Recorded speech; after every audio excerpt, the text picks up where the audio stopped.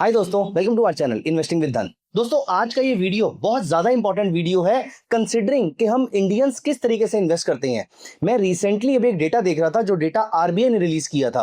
दोस्तों, आरबीआई के डेटा ने एक बहुत ही शॉकिंग पिक्चर प्रेजेंट करी है इंडिया की इन्वेस्टमेंट के बारे में, और ये डेटा मैं आपके सामने प्रेजेंट करना चाहता हूं। और दोस्तों, ये डेटा बहुत ज्यादा पुराना भी नहीं है, ये लास्ट फाइनेंशियल ईयर का डेटा है, जहां पर आरबीआई कहता है कि इंडिया में एक बहुत ही छोटे पोर्शन के लोग हैं जो डायरेक्ट इक्विटी में इन्वेस्टमेंट करते हैं। देखिए, मार्केट में ट्रेडिंग करने वाले लोग आपको बहुत सारे मिल जाएंगे, लेकिन डायरेक्ट इक्विटी में इन्वेस्टमेंट करने वाले लोग बहुत ही कम मिलेंगे। सो एफवाई 2023 के according less than 1% of the population is investing in direct equity. Approximately 6% Janata mutual fund में इन्वेस्ट करती है। तो हम इसको मान लेते हैं कि इक्विटी और म्यूचुअल फंड मिला के अप्रोक्सीमेटली 7% के आसपास की इन्वेस्टमेंट्स इंडिया की रूट होती है इन इक्विटी, डायरेक्ट या फिर इनडायरेक्ट इक्विटी के अंदर। लेकिन यहां से अब चिंता का विषय शुरू होता है। दोस्तों, यहां पर हम में से ज्यादातर लोगों के पैसे बैंक अकाउंट में रखे हुए हैं। तो बैंक डिपॉजिट्स में approximately 35%, 35%, yes you heard it right, 35% लोगों का पैसा बैंक डिपॉजिट की फॉर्म में है।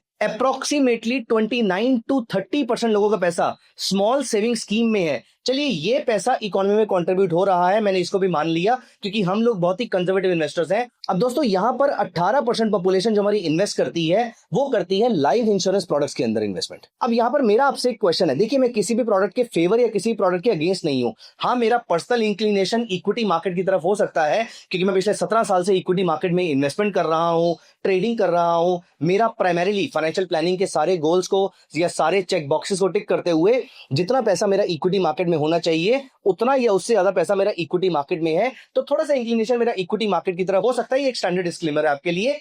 लेकिन एट द सेम टाइम मैं अगर लॉजिकली सोचूं, मैं अगर रैशनली सोचूं, तो मुझे एक बात समझ में नहीं आती। जब आप अपना हेल्थ इंश्योरेंस परचेज करते हैं तो वहां पर आपको साल के एंड में कुछ भी नहीं मिलता, लेकिन आप खुशी खुशी हर साल हेल्थ इंश्योरेंस परचेज करते हैं, जो कि करना भी चाहिए। मैं पिछले 15-20 साल से लगातार कर रहा हूं। आप अपनी गाड़ी का इंश्योरेंस कराते हैं, जो भी आपके पास गाड़ी है, छोटी है, बड़ी है, बाइक है, एक्टिवा है या फिर कार है, कुछ भी ऑटोमोबाइल है, इन सारी चीजों की, इन सारे ऑटोमोबाइल्स की, व्हीकल्स की आप इंश्योरेंस कराते हैं। आपको साल के एंड में कुछ भी नहीं मिलता, लेकिन फिर भी आप खुशी खुशी इंश्योरेंस कराते हैं क्योंकि आपको पता है कि गाड़ी में अगर कुछ भी डैमेज हुआ तो मुझे वो सारा पैसा इमीडिएटली क्लेम की फॉर्म में मिल जाएगा। अब अगर मैं आपके सामने एक इंश्योरेंस ऐसी लेकर आऊं, ऑटो इंश्योरेंस की मैं बात कर रहा हूं, व्हीकल इंश्योरेंस की मैं बात कर रहा हूं, अगर मैं आपके सामने एक इंश्योरेंस ऐसी लेकर आऊं, एक जो आपकी ट्रेडिशनल इंश्योरेंस है कि आपने एक साल में 20,000 रुपए पे किए और आपकी गाड़ी का पूरा क्लेम आपको मिल जाएगा अगर कुछ भी डैमेज होता है। और लेट अस अज्यूम कि हम जीरो डेप इंश्योरेंस की बात कर रहे हैं, कोई डेप्रिसिएशन चार्ज नहीं होना यहां पर किसी भी पार्ट्स के ऊपर। वहीं दूसरी तरफ मैं आपको बोलता हूं कि आपका इंश्योरेंस अमाउंट सेम है, आपका 20,000 रुपए का इंश्योरेंस अमाउंट है, जिसके लिए आपको एक साल के बाद आपको इसमें से 5,000 रुपए वापस मिल जाएंगे। लेकिन एक शर्त अब ये है, यहां पर आपकी गाड़ी में जितना भी डैमेज होगा आधा आपको पे करना पड़ेगा और आधा ही सिर्फ कंपनी पे करेगी। नाउ इमेजिन, अगर छोटा सा डेंट भी गाड़ी पे लगता है, उसके लिए अगर 5, 10, 15,000 रुपए खर्च हो जाते हैं। अगर आपकी गाड़ी किसी गड्ढे में गिर जाती है और वहां नीचे से कोई पार्ट खराब हो जाता है और वो पार्ट आपका 30-40 हजार रुपए का आता है, क्या आपको ऐसे केस में लगता है कि आपको इंश्योरेंस लेने का कोई फायदा हुआ है? I doubt. लेकिन दोस्तों, ये गलती हम अपनी इन्वेस्टमेंट्स में करते हैं।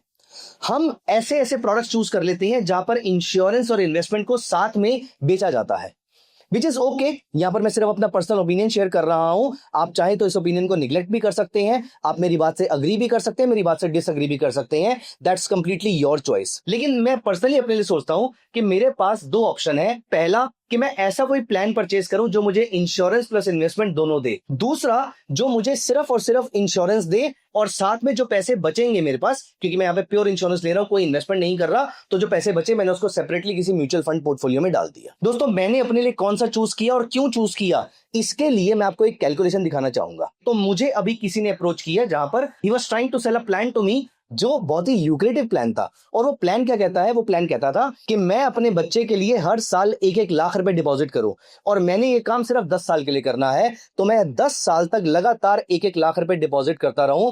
तो मैंने 10 लाख रुपए उनको दे दिए। अब अगले 10 साल तक मुझे कुछ भी पे नहीं करना है, एक पैसा भी पे नहीं करना है, और 11वें साल में मुझे इस पूरे पैसे के 25 लाख रुपए मिल जाएंगे। और क्योंकि मेरा बच्चा आज की डेट में छोटा है, तो 25 साल के बाद उसकी एजुकेशन, उसकी हायर एजुकेशन का टाइम आ रहा होगा, तो मुझे ये समझ में आ गया कि उस समय मुझे बड़ा पैसा चाहिए होगा, तो ये 25 लाख मेरे काम आ सकते हैं। अब ये थॉट प्रोसेस से मेरे लिए बहुत ही लॉजिकल था कि मैं ये प्लान परचेज करूं, लेकिन मैंने एक एक्सेल शीट उठाई और मैंने उसमें एक कैलकुलेशन करी, और वो कैलकुलेशन मैं यहां पर आपको शो करना चाहता हूं।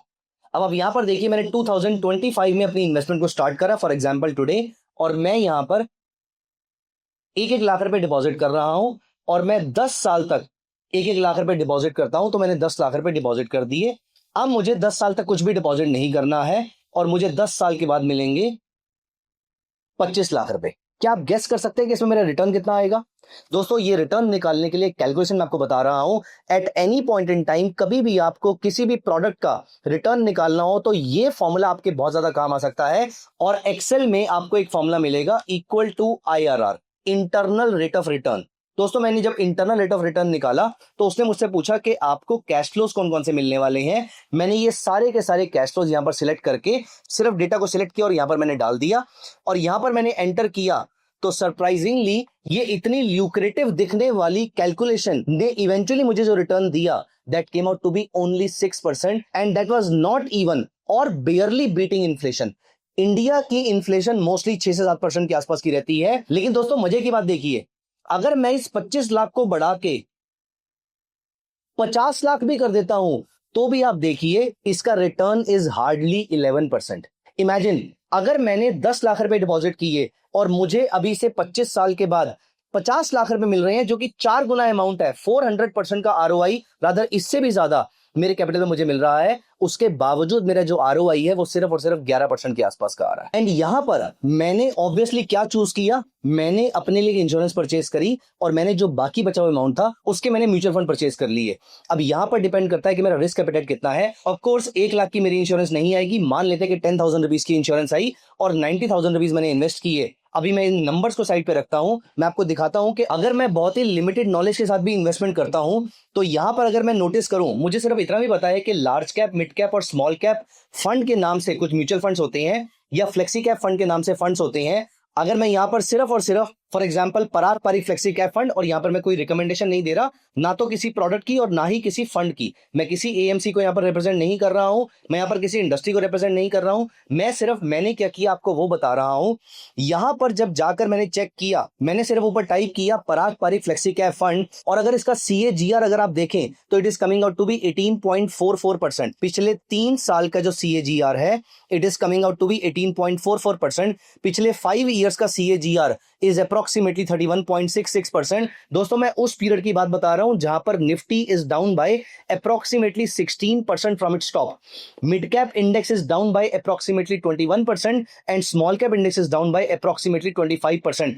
25% गिरने के बाद आपके फंड्स की वैल्यू ये है जो आपको 31% का CAGR प्रोवाइड कर रहे हैं पिछले 5 साल का। और अगर मैं इसको सिंस इंसेप्शन देखता हूं, अगेन 19.99%, मतलब 20% का CAGR आपको यहां पर मिल रहा है। तो यहां पर अगर मैं लार्ज कैप फंड की बात करूं, और रैंडमली मैंने यहां पर Nippon India large cap fund उठाया है, पिछले 3 साल का कैगर इज 19.74%, पिछले 5 साल का कैगर इज 29.34%, और सिंस इंसेप्शन की अगर मैं बात करूं तो भी 16.25% कैगर आ रहा है। मतलब कि आप at all points in time अगर आप दो प्रोडक्ट्स को कंबाइन करके रिटर्न जनरेट करते हैं, और या फिर अगर आप सिंगुलरली दोनों को रिटर्न जनरेट करते हैं, तो मेरे केस में जो मैंने सेकंड वाला प्रोसेस फॉलो किया, मुझे अपनी कवरेज भी ज्यादा मिली, मुझे अपनी लाइफ की कवरेज भी ज्यादा मिली, और मेरे फंड्स भी अच्छा परफॉर्म कर पा रहे हैं। और ऐसे केस में मेरे पास अगर 500 रुपए भी फालतू आते हैं, 1000 आते हैं, 2000 रुपए आते हैं, 5000 आते हैं, 10,000 आते हैं, at any point in time कभी मुझे लगता है कि मार्केट्स डाउन है, या फिर मुझे लगता है कि यहां पर मेरे पास पैसा एक्स्ट्रा आ गया है,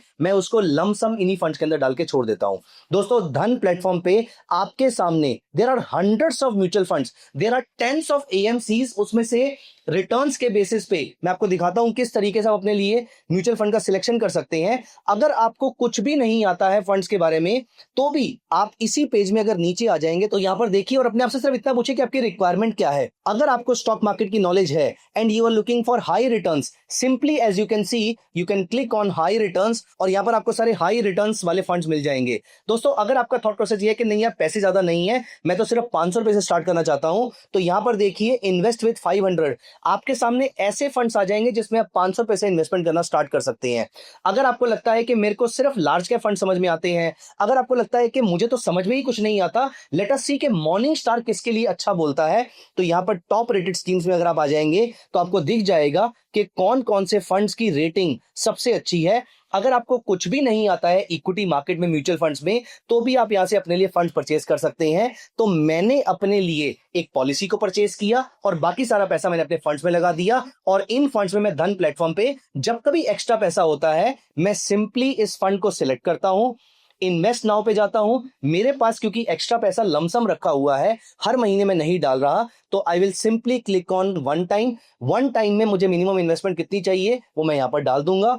इन्वेस्ट नाउ पे क्लिक करूंगा, एक ओटीपी मेरे पास आएगा, उस ओटीपी को डालूंगा और इमीडिएटली मेरी इन्वेस्टमेंट यहां पर स्टार्ट हो जाएगी। दोस्तों इतना इजी है अपने लिए इन्वेस्टमेंट करना। I am not very sure कि आपने अपनी इन्वेस्टमेंट जर्नी अभी तक स्टार्ट करी है नहीं करी, but I would strongly recommend you 2 things. पहला, अपने आप को इंश्योर जरूर कीजिए, चाहे वो अपनी लाइफ की अनसर्टेनिटी को लेकर हो या फिर अपनी हेल्थ की। और दूसरा, अपने लिए इन्वेस्टमेंट जरूर कीजिए सो दैट हमारी जिंदगी बागबान के कैरेक्टर अमिताभ बच्चन जैसी ना हो, जहां पर रिटायरमेंट के टाइम पर हमें कोई प्रॉब्लम फेस करनी पड़े। दोस्तों compounding is the 8th wonder of the world. The one who does not understands it pays it for the entire life and the one who understands it earns it। तो दोस्तों मेरे सामने ये calculation थी, मैंने यहां पर कर ली। अगली बार आपके सामने कोई भी पॉलिसी आती है और अगर आपको अपने म्यूचुअल फंड रिटर्न से कंपेयर करना है तो आप आईआरआर का फॉर्मूला यूज कर सकते हैं। Thank you so much guys, मिलते हैं अगली वीडियो में ऐसे ही किसी इंटरेस्टिंग टॉपिक के साथ। Bye bye, take care of yourself.